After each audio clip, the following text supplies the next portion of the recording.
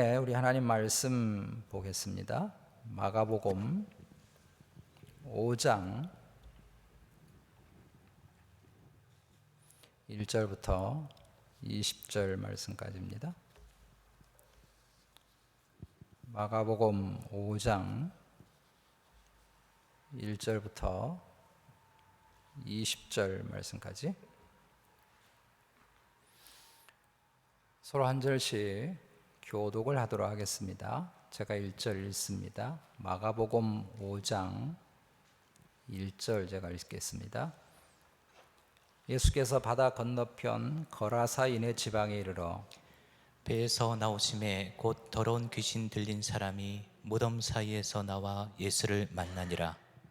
그 사람은 무덤 사이에 거처 하는데 이제는 아무도 그를 쇠사슬로도 맬 수 없게 되었으니 이는 여러 번 고랑과 쇠사슬에 매었어도 쇠사슬을 끊고 고랑을 깨뜨렸음이로라. 그리하여 아무도 그를 제어할 힘이 없는지라. 밤낮 무덤 사이에서나 산에서나 늘 소리 지르며 돌로 자기의 몸을 해치고 있었더라. 그가 멀리서 예수를 보고 달려와 절하며 큰 소리로 부르짖어 이르되 지극히 높으신 하나님의 아들 예수여, 나와 당신이 무슨 상관이 있나이까? 원하건대 하나님 앞에 맹세하고 나를 괴롭히지 마옵소서 하니 이는 예수께서 이미 그에게 이르시기를 더러운 귀신아 그 사람에게서 나오라 하셨음이라. 이에 물으시되 내 이름이 무엇이냐? 이르되 내 이름은 군대니 우리가 많음이니이다 하고 자기를 그 지방에서 내보내지 마시기를 간구하더니 마침 거기 돼지의 큰 떼가 산 곁에서 먹고 있는지라. 이에 간구하여 이르되 우리를 돼지에게로 보내어 들어가게 하소서 하니 허락하신데 더러운 귀신들이 나와서 돼지에게로 들어가매 거의 2,000마리 되는 떼가 바다를 향하여 비탈로 내리다라 바다에서 몰사하거늘 치던 자들이 도망하여 읍내와 여러 마을에 말하니 사람들이 어떻게 되었는지를 보러 와서 예수께 이르되 그 귀신 들렸던 자 곧 군대 귀신 짚혔던 자가 옷을 입고 정신이 온전하여 앉은 것을 보고 두려워하더라. 이에 귀신 들렸던 자가 당한 것과 돼지의 일을 본 자들이 그들에게 알림해 그들이 예수께 그 지방에서 떠나시기를 간구하더라. 예수께서 배에 오르실 때 귀신 들렸던 사람이 함께 있기를 간구하였으나 허락하지 아니하시고 그에게 이르시되 집으로 돌아가 주께서 내게 어떻게 큰 일을 행하사 너를 불쌍히 여기신 것을 내 가족에게 알리라 하시니 그가 가서 예수께서 자기에게 어떻게 큰 일을 행하셨는지를 데가볼리에 전파하니 모든 사람이 놀랍게 여기더라. 아멘. 독일의 베를린 예술대학의 한병철 교수님이 쓴 피로사회라고 하는 책이 있습니다. 출판되자마자 초판이 2주 만에 다 매진이 될 만큼 당시 독일 사회에 큰 반향을 일으킨 그런 책입니다. 그 해에 독일 사회에서는 피로사회라고 하는 말이 일상적인 용어가 될 만큼 대단한 인기를 누렸던 책입니다.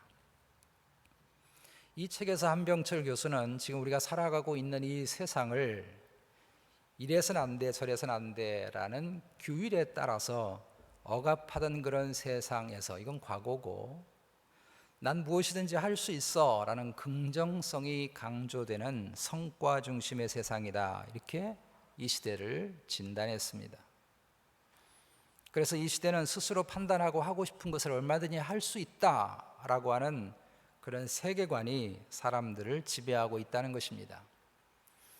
그런데 이런 자율성, 긍정성, 그리고 성과 중심의 세상이 오히려 사람들을 피곤하게 해서, 왜냐하면 스스로를 지나치게 학대하고 스스로를 지나치게 경쟁사회로 몰아넣고 있거든요. 그래서 오히려 우울증으로 대변되는 그런 정신적인 질병들과 여러 가지 중독 현상이 이 시대에 일어난다라고 진단했습니다. 우리는 옛날 어려웠던 시절에 여러 가지로 결핍이 많았던 시대 속에서 우리가 살아왔습니다. 먹고 사는 것 자체가 그저 일과 중요한 삶의 일과가 돼야 했던 그런 시대가 있었죠. 우리 어릴 때 학교에서 생활 조사를 하기도 했었는데요. TV만 있어도 부자였고 냉장고라고 하는 건 상상을 못했던 그런 시대를 젊은 사람은 모르겠습니다만은 저쯤 되면 다 겪고 그렇게 지나왔습니다. 그때는 그래도 경쟁이 그렇게 심하지 않았습니다. 왜냐하면 삶에 대한 기대치가 그렇게 높지 않았기 때문에 그런 것이죠. 그러나 지금은 과거 30년 전에 감히 상상할 수 없는 부유한 삶을 우리 모두가 살고 있습니다. 그러나 오히려 그 과잉이라고 하는 것이, 풍성해졌다고 하는 것이 인간을 더 비참하게 만들었다는 것입니다. 예를 들면 옛날에는 정보가 많지 않아서 애를 먹었다고 한다면 지금은 너무 많은 정보의 홍수 속에서 무엇을 선택해야 할지 모르는 선택 장애를 거의 모든 사람이 앓고 있습니다. 그래서 넘쳐나는 정보 속에 도대체 성과를 내야 하기 때문에 나를 더 재촉해야 하고 나를 더 피곤하게 만들고 나를 더 경쟁 속에 집어넣고 있다고 하는 것입니다.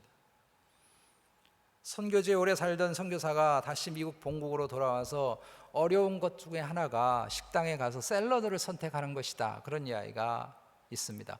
왜 이렇게 복잡한지요? 간단한 패스트푸드점에 가면 모르겠는데 좀 괜찮은 식당에 가면 묻는 게 너무 많잖아요. 어떤 샐러드 골라야 되냐, 소스가 뭐냐, 이걸 넣어줄까 뺄까.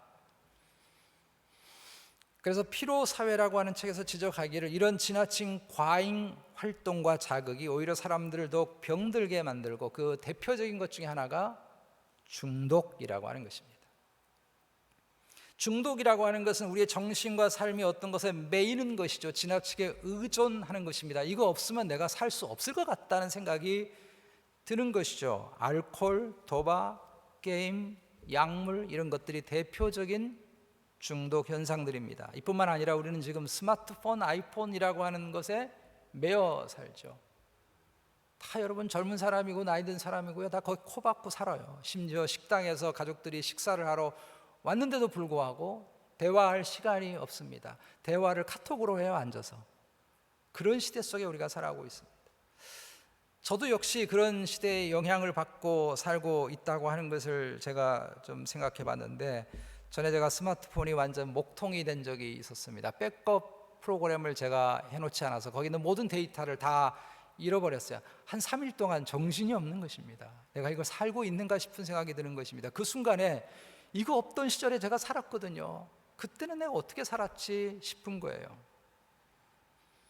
이런 중독과 어떤 것에 매임의 삶에서 우리는 어떻게 자유할 수 있을까요? 어떻게 하면 과도한 내 자신에게 기대치 속에 스트레스 받지 않고 나를 과도하게 경쟁 사회 속에 밀어넣어서 내 자신을 더욱더 파괴시키는 일을 하지 않고 어떻게 하면 이 사회의 이런 경쟁 속에 소외감을 느끼지 않고 자유로울 수가 있을까요? 오늘 악한 영에게 붙들려서 악한 영에게 중독된 한 사람의 이야기를 우리가 본문에서 읽으면서 우리가 이야기를 통해서 우리가 여러 가지 억눌림과 매임 속에서 어떻게 하면 자유함을 누릴지를 말씀을 통해서 듣기를 원합니다. 오늘 이 말씀에서 두 가지를 생각하려고 합니다. 하나는 이 사람의 매임의 상태가 어떠했고 어떻게 그 매임에서 놓였는가 하는 부분을 생각해보고, 또 하나는 그 매임에서 누리는 자유를 어떻게 계속 누릴 것인가 하는 문제를 말씀을 통해서 나누려고 합니다. 먼저 이 사람의 매임의 상태를 보겠습니다. 주님이 갈릴리 바다를 지나서 제자들과 함께 거라사인 지방에 가셨습니다. 이 지방은 20절에 나오는 데가볼리라고 하는 지역의 한 마을입니다. 이 데가볼리라고 하는 것이 10개의 고을이라고 하는 뜻인데, 갈릴리 동쪽에 위치한 이방인들이 유대인들과 인접한 가운데 살았던 이방인들의 지역입니다. 그러니까 오늘 주인공은 이방인이죠. 비유대인이라고 하는 것입니다. 지난번에 귀신에 붙들렸던 사람을 고치는 장면을 함께 말씀을 나누면서 예수님이 하나님 나라가 이 땅에 임했다고 하는 상징적인 사건은 귀신을 내어 쫓는 사건이라는 설명을 드린 적이 있습니다. 그런데 오늘 말씀을 통해서 이런 하나님의 나라가 유대인들 속에만 임한 것이 아니고 온 세상에 임하는 하나님의 나라임을 이 사람을 통해서 보여주신 것입니다. 유대인들도 악한 영에게 붙들린 사람도 있었을 뿐만 아니라 이방인들도 더욱더 악한 영에게 붙들렸던 사람들이 있었다는 것입니다. 주님은 이 사람을 고쳐주심으로 악한 영에게 매여 있는 온 세상의 사람들을 구원하시고 그들에게 진정한 자유를 주시기 위해서 오셨다고 하는 것을 보여주십니다. 3절에 이 사람이 무덤 사이에서 거처를 삼고 살았다고 되어 있습니다. 이것은 한국에서 귀신론이라고 하는 것 때문에 이단 정죄를 받았던 김기동 씨라고 하는 사람의 주장과 같이 귀신들이 주로 사는 곳이 이런 무덤가다라고 하는 말씀이 절대 아닙니다. 여러분, 미국은요 세메터리가 다 동네 한가운데 있어요. 심지어 예배당에 들어오면 교회 안에 있는 곳도 있어요. 그럼 다 귀신이 거기 살고 있다는 것입니까? 말도 안 되는 소리예요. 전혀 성경적이지 않은 이야기입니다. 이 사람이 무덤가에 거처를 삼은 것은 그곳이 귀신들이 많이 사는 장소이기 때문이 아니고 그 사회에서 쫓겨나서 오갈 데가 없었기 때문에 사람의 인적이 드문 그곳에서 살아갈 수밖에 없었던 것입니다. 그러므로 이 사람은 그 사회에서 소외된 인간이고 쫓겨난 사람이고 외면받고 살아가는 사람이라는 것입니다. 이런 그가 귀신에게 매인 모습이 어떠합니까? 3절, 4절, 5절에 보면 가장 먼저는 그 어떤 것으로도 제어가 안 되는 것입니다. 컨트롤이 안 돼요. 어떤 쇠사슬로 해도 결박을 뚫고 벗어나는 것입니다. 통제가 불가능한 것입니다. 여러분, 무엇인가에 중독된 사람은요 통제가 안 됩니다. 컨트롤이 안 돼요. 제어가 안 됩니다. 제가 아는 분의 남편이 도박에 빠져버린 분이 있었습니다. 일본 유학을 다녀올 만큼 공부도 많이 했고 교회에서 수년 동안 성가대 지휘를 할 만큼 대대손손 아주 예수를 잘 믿는 신실한 가정에서 정말 열심히 주님을 섬겼던 그런 사람인데 친구 따라서 한 번 간 그 도박장에 그만 폭 빠져버려서 인생이 완전히 바뀌었어요. 아이들이, 어린 자녀들이 아빠를 붙잡고 눈물로 통사정해도 소용이 없고 그렇게 괜찮게 살던 사람이 완전히 가세가 망해가지고 방 한 칸에 아이들 둘을 데리고 그 여자 집사님이 정말 눈물로 살아가는데 그런 모습에 있음에도 개의치 않는 것입니다. 사람을 만나보니 눈빛도 달라져 있고요, 사람이 완전히 달라져 있어요. 오늘 귀신에게 붙들린 이 사람만 이런 것이 아니라 어딘가에 중독된 사람들은 다 거기에 붙들려서 헤어나오지를 못하는 것입니다. 정신과 영혼이 거기에 붙들린 것입니다. 또 하나, 결국은 자신과 주변의 사람들을 다 파괴시킵니다. 5절에 보면 이 사람이 자기 자신의 몸을 해쳐요. 자기를 망가뜨립니다. 자기만 망가지는 것이 아니고 마태복음 8장에 동일한 본문의 내용이 나는데 거기 보면 사람들을 괴롭히기 시작했습니다. 그래서 아무도 이 사람이 이렇게 하고 있는 그 지역을 지나다닐 수가 없어요. 자기 자신도 파괴시키고 다른 사람도 파괴시킵니다. 오죽하면 사람들이 쇠고랑으로 이 사람을 제어하려고 했겠어요? 제어가 안 되는 거예요. 도박에 빠진 사람, 마약에 중독된 사람, 인터넷 게임, 무엇인가에 중독된 사람은 자기 인생만 망가뜨리는 게 아닙니다. 주변의 사람들을 다 망가뜨려요. 재산 다 탕진하고요, 자기 장기도 팔아먹고요, 심지어 아이들도 다 팔아먹습니다. 정말 무섭고 끔찍합니다. 주 예수를 믿으라, 그리하면 너와 내 집이 구원을 얻을 것이지만 악한 영에 붙들면요 너와 내 집이 다 망합니다. 그래서 주님이 이 귀신을 뭐라고 오늘 말씀에 기록하고 있는가 하면 더러운 귀신이라고 그랬어요. 2절도 그렇게 돼 있고 8절도 그렇게 돼 있고 13절도 그렇게 돼 있습니다. 어떤 귀신은 늘 샤워하고 살아서 깨끗한 귀신이고 이 귀신은 뭐 때를 안 뺏겨서 더러운 귀신입니까? 그게 아니에요. 더럽다고 하는 것은 이 사람으로 이 귀신으로 말미암아 자기 자신과 다른 사람이 망가지고 있기 때문에 그런 것입니다. 이를 붙들고 있는 이 사람의 영혼과 삶을 붙들고 있는 정체가 무엇입니까? 주님은 일부러 9절에서 귀신의 이름을 물었습니다. 그랬더니 자기 이름이 군대라고 답합니다. 이 군대는 레기온이라고 하는 로마 군단의 이름인데 군사가 6,000명쯤 되는 여단 규모의 군대를 말합니다. 이 말씀은 정말 이 사람에게 달라붙은 귀신이 6,000마리가 달라붙어 있다 그런 뜻이 아니고요, 이 악한 영의 지배에서 결코 벗어날 수 없는 상태라는 것입니다. 그런데 이런 사람도 쇠사슬로 묶어도 도저히 제어가 안 되고 완전히 악한 영에 사로잡혀 있고 레기온의 힘에 의해서 완전히 붙들려 있는 이런 사람도 주 예수 그리스도의 말씀 한마디에 그 매임에서 벗어나게 됐습니다. 8절 말씀에 이는 예수께서 이미 그에게 이르시되 더러운 귀신아 그 사람에게서 나오라 하셨습니다. 예수님은 그 어떤 매임에 벗어나지 못하는 사람도 그 어떤 사슬도 풀고 벗어나서 진정한 자유를 누리게 해주시는 그런 능력이, 그런 은혜가 주의 손에 있음을 믿습니다. 지난주에 말씀을 함께 나눴듯이 미친 듯이 사람들을 집어삼키려고 했던 그런 풍랑도 주님은 말씀 한마디에 잠잠해졌던 것처럼, 그 어떤 매임, 그 어떤 중독 속에 빠져있는 사람도 주님의 능력은 능히 그 매임을 풀어주시고 자유케 하시는 줄로 믿습니다.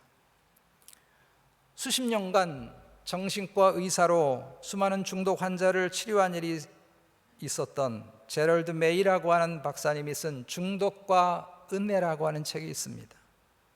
알코올 중독, 마약, 성 중독, 도박 이런 것에 중독에 빠진 사람들을 수십 년간 상담하고 그들을 치료하기 위해서 치료제를, 약을 만들고 애를 썼고 수많은 연구를 하고 임상실험을 하고 그렇게 수십 년간 자기 인생을 다 던져서 그런 중독 환자들을 건져내기 위해서 열정을 다하고 일하고, 이 의사분이 마지막 내린 결론이 무엇인지 아십니까?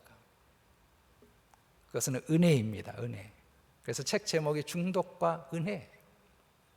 예수 그리스도의 은혜가 아니면 결론이 없는 것입니다. 방법이 없는 것입니다.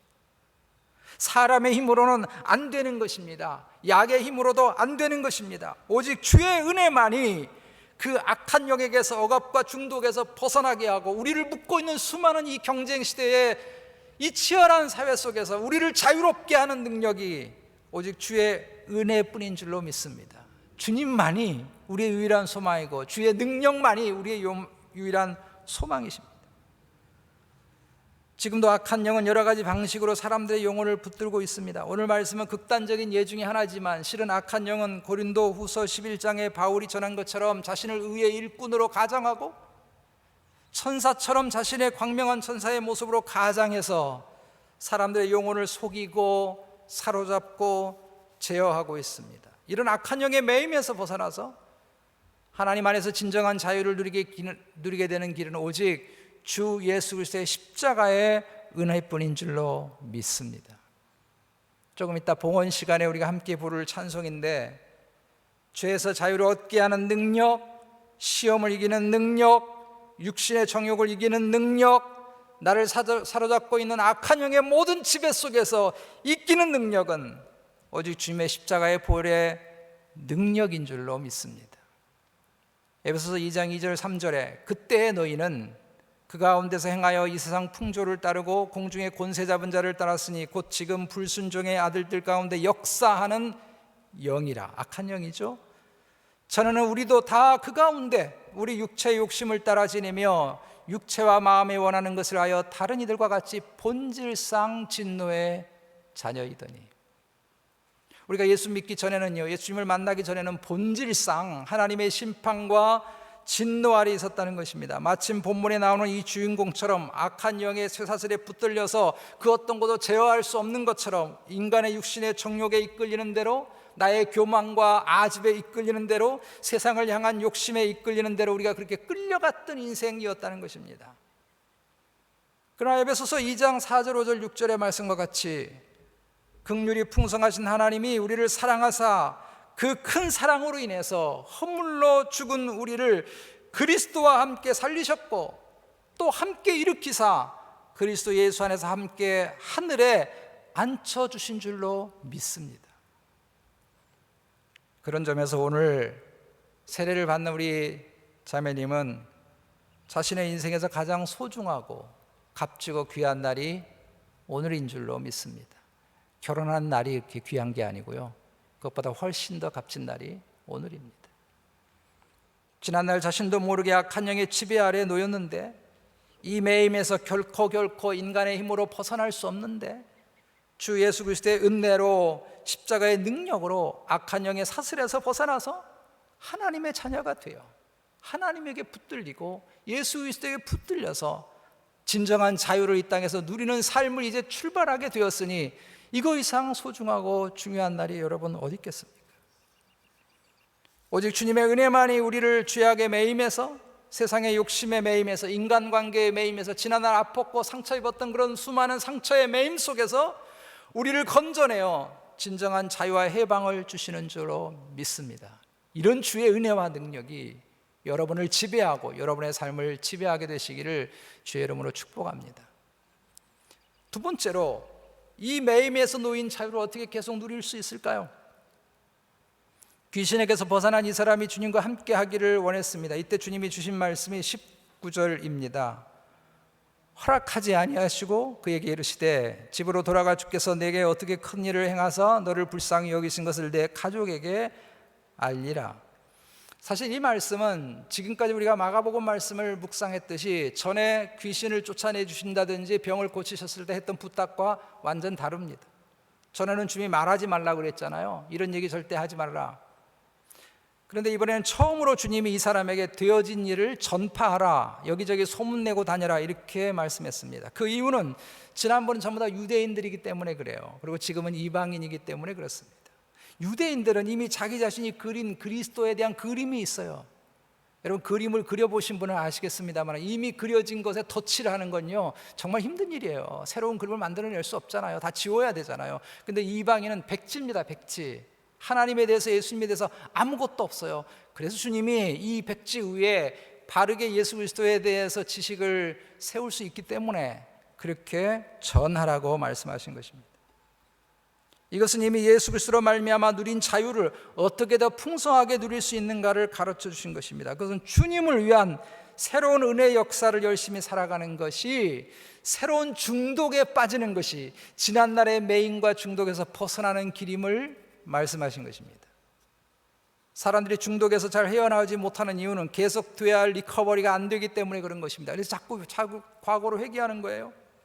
악한 영에 붙들린 중독에서 벗어나는 길은 새로운 중독에 빠지는 것입니다. 새로운 기쁨, 새로운 삶의 목표를 향해서 달려가는 것입니다. 우리는 오늘 말씀에서 특별한 이야기를 읽게 됩니다. 그것은 귀신이 자신들에게 돼지떼로 가도록 허락해달라고 그래가지고 주님이 그것을 허락하는 바람에 무려 돼지 2,000마리가 다 떼죽음을 당했습니다. 여러분 돼지 2,000마리가 얼마쯤 되는지 아십니까? 제가 한번 찾아봤는데요, 보통 80kg 돼지 한 마리가 400에서 500불 정도 한다 그래요. 2,000마리는 얼마나 되겠어요? 80만 불에서 100만 불입니다. 여러분, 이 많은 돈이 다 없어진 거예요. 여러분 이 장면은 정말 이해하기가 어렵습니다. 왜 주님이 이 돼지떼를 다 몰살시켰을까? 왜 주인에게 허락도 받지 않고 이 돼지를 다 없애버린 것일까? 물론 돼지가 죽은 것은 악한 영이기 때문에 죽은 것이지만 사실은 주님이 그걸 허락했으니까 주님도 책임이 있잖아요. 오직하면 동네 사람들이 달려와서 주님에게 자신의 동네를 떠나갈 것을 요구했겠습니까? 주님이 계속 자신의 마을에 있다가는 돼지만 죽을 게 아니고 나머지 짐승도 다 죽겠다 싶은 거예요. 이해하기 어려운 이것을 이해하기 위해서 여러 가지 해석들이 있습니다. 돼지는 유대인으로서 부정하게 여기는 짐승인데 어떤 유대인이 돈을 벌기 위해서 로마 사람들을 상대해서, 로마 사람들은 돼지를 너무 좋아했거든요. 헬라 사람들 제사에 쓰이기도 하고 먹기도 하고, 그러니까 돈벌이를 위해서 이방인과 경계 지역에 있는 거라사인 지역에서 유대인이 비즈니스를 해서 돈벌을 하기 위해서 이렇게 했기 때문에 주님이 심판하신 것이다, 이런 이야기도 합니다. 물론 이 모든 것들은 다 상상일 뿐입니다. 그러나 분명한 사실 한 가지는 이들에겐 어떤 불법이 있었을 것이고 주님은 마땅히 그 불법에 대해서 징계하셨다고 볼 수 있습니다. 왜냐하면 이 동네 사람들이 주님이 떠나기를 구했지 물질의 손해를 요구하지 않았거든요. 자신들이 캥기는 게 있는 것입니다. 조금 더 상상을 더 깊이 하는 분이 있는데 이분들의 설명은 이 사람이 이런 군대 귀신 들린 것은 이런 돈벌이에서 소외됐다는 것입니다. 제가 처음에 피로사회에 대한 책에서 설명했잖아요. 수많은 경쟁사회에 살다 보면 소외되는 사람이 생겨요. 상처 입는 사람이 생겨요. 따라가지 못하니까, 거기에 이르지 못하니까, 같이 동조하지 못하니까 그런 상처받은 사람들이 생기는 것입니다. 그래서 이런 불의와 불법으로 인해서 깊은 상처를 이 사람이, 오늘 본문의 주인공이 입었다고 보는 것입니다. 그래서 짐작할 수 있는 것은 이 귀신 들린 사람이 마을 사람을 괴롭혔고 사람들이 이 사람을 쇠사슬로 결박하려고 했던 것은 마을 사람들이 이 사람에게 그렇게 해를 가했다고 보는 것입니다. 그러므로 마을 사람들이 이 사람이 정상으로 돌아왔을 때 자신들이 입은 물질적인 손해에 대해서 보상해 줄 것을 요구하지 못한 것입니다. 지금 주님이 중요하게 여기는 것은 무엇인가 하면 이 동네 사람들도 귀신 들린 사람들과 동일하게 돈에 매여 있는 사람이라고 보신 것입니다. 마치 돼지떼가 미쳐서 바다에 다 빠져 죽어가는 것처럼 마을 사람들이 돈에 미쳐 있는 것입니다. 돈에 그들의 영혼과 삶이 붙들려 있는 것입니다. 그래서 한 사람의 영혼이 소외되고 그 영혼이 파괴되는 것도 관심 없고, 나만 돈 보면 그만이지 뭐. 그 영혼이 예수 그리스도 앞에 돌아와서 정상이 되는 것도 관심이 없는 것입니다. 관심은 돈을 잃어버렸다고 하는 것에 대해서 흥분하고 있는 거예요. 그러나 진정한 큰 일은 돼지떼가 몰살한 것이 아니라 한 사람의 영혼이 그리스도 앞에 하나님께 돌아온 일인 줄로 믿습니다. 이건요, 돼지 2,000마리하고 비교할 수 없는 가치예요. 근데 그걸 못 보는 거예요. 이 귀신의 매인 사람이 진정한 자유와 행복을 누리게 된 것은 20절의 말씀과 같이 새로운 일에 붙들렸기 때문입니다. 그것은 주님이 자신에게 행하신 놀라운 일을 증거하는 일이었습니다. 주님을 위해서 살아가는 일이었습니다. 이 새로운 중독이 그의 삶을 한없이 진정한 자유와 해방과 기쁨으로 이끌었음에 분명합니다. 우리가 악한 영에게 매이지 않고 세상의 헛된 것에 마음과 삶이 붙들리지 않고 주님이 주시는 진정한 샬롬, 진정한 자유, 행복을 풍성하게 누릴 수 있는 비결은 새로운 일에 붙들리는 것입니다. 예수 그리스도에게 붙들리는 것입니다. 말씀에 붙들리고 기도에 붙들리고 찬송에 붙들리고 삶의 목적과 목표가 예수 그리스도에게 붙들리는 순간에 우리는 지난날의 중독에서 나를 얽어매게 있는 모든 것에서 자유를 경험할 수 있는 줄로 믿습니다. 그래서 사도 바울의 고백처럼 나는 아무것도 없는 자이지만 모든 것을 가졌다고 노래할 수 있는 자유함이 우리에게 생기는 것입니다. 주 안에서 이런 자유와 평강과 행복을 여러분 날마다 풍성하게 누리는 삶을 살게 되시기를 주의 이름으로 축복합니다.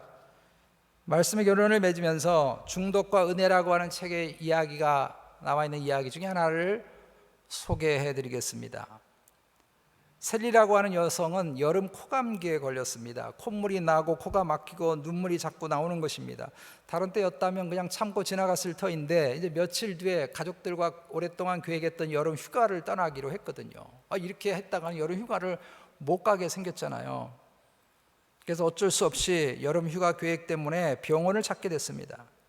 담당 의사가 살펴보니까 상태가 이렇게 심한 게 아니어서 이런저런 일들을 생활 속에서 조심만 하면 2, 3일 뒤에 자연적으로 낫게 될 것이니까 걱정하지 마세요라고 말했습니다. 그런데 이 셀리는 그걸 견딜 수가 없는 것입니다. 내가 당장 콧물이 나오고 코가 막히고 이게 견딜 수가 없었어요. 조금 있으면 여름 휴가를 떠나야 되는데 견딜 수가 없어서 기어이 의사를 재촉해서 콧물을 멈추게 하는 약을 구입하게 됐습니다. 그리고 빨리 나아야 되겠다고 하는 생각에 의사가 주의하라고 하는 양을 초과해서 코에 주입을 했습니다. 그래도 정말 기적처럼 콧물이 싹 멈추는 것입니다. 근데 3시간 지나니까 다시 콧물이 흐르는 것입니다. 큰일 났다 싶어서 이번엔 더 많은 양을 또 코에 주입을 했습니다. 그랬더니 거짓말처럼 딱 멈추는 것입니다. 근데 2시간 뒤에 또 콧물이 흐르기 시작을 했습니다. 2배 용량으로 이번엔 또 주입을 했습니다. 1시간이 안 돼서 다시 또 콧물이 흘렀습니다. 점점 이렇게 약을 과용하게 됐다고 스스로 판단을 하고 걱정이 돼서 약을 사용하지 않으려고 했지만 도저히 견딜 수가 없었습니다. 흐르는 콧물 때문에 견딜 수가 없고 코가 막혀 있고 정신이 하나도 없어서 아무것도 할 수 없었습니다. 결국 그녀는 하루 만에 한 병을 다 써버렸습니다. 그리고 다음날 의사에게 전화를 했습니다. 자신이 약을 다 써버렸다고, 이번엔 더 센 약을 좀 자기한테 조제해달라고 부탁을 했습니다. 코가 막히고 콧물이 자꾸 나는 것을 견딜 수 없었다는 것입니다. 이것 때문에 도저히 아무 일도 할 수 없으니까, 도저히 살 수 없으니까 내게 더 센 약을 주세요, 이렇게 부탁했습니다. 여러분, 의사가 약을 주었겠습니까? 안 줬습니다. 의사가 화를 냈습니다. 약을 사용하는 것도 잘못이지만 약을 과용하는 건 더 큰 문제였던 것이죠. 그래서 화를 냈습니다. 이 셀리가 지금 당장 자신은 죽게 생겼는데 의사가 내 마음을 몰라준다고 버럭 화를 내고 전화를 꽝 하고 끊어버렸어요. 여러분, 셀리가 결국 어떻게 되었을 것이라고 생각합니까? 아주 행복한 휴가를 보냈습니다. 왜 그런지 아십니까?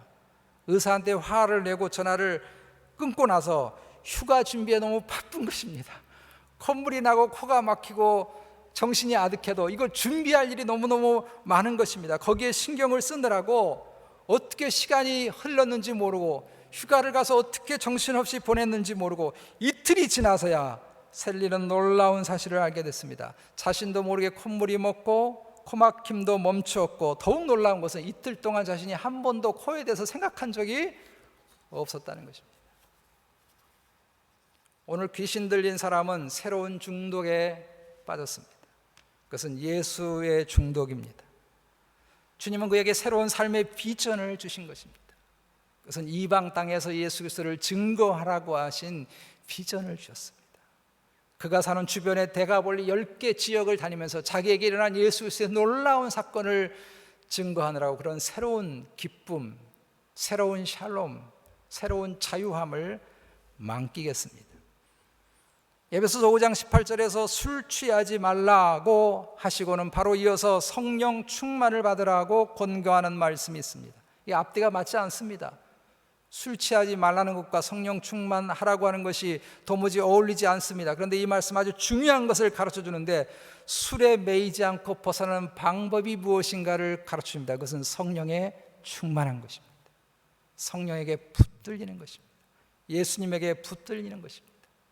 그러면 다른 세상의 모든 욕심과 다른 매임에서 우리는 벗어날 수 있습니다.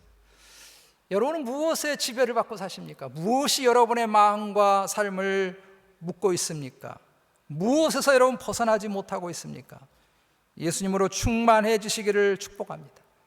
나를 올가매는 세상의 모든 욕심들과 사람들과 지난날의 모든 상처에 묶여있는 이런 모든 것들을 여기에 붙들리지 마시고 예수님에게 붙들리시고 성령 하나님에게 붙들리게 되시기를 주의 이름으로 축복합니다.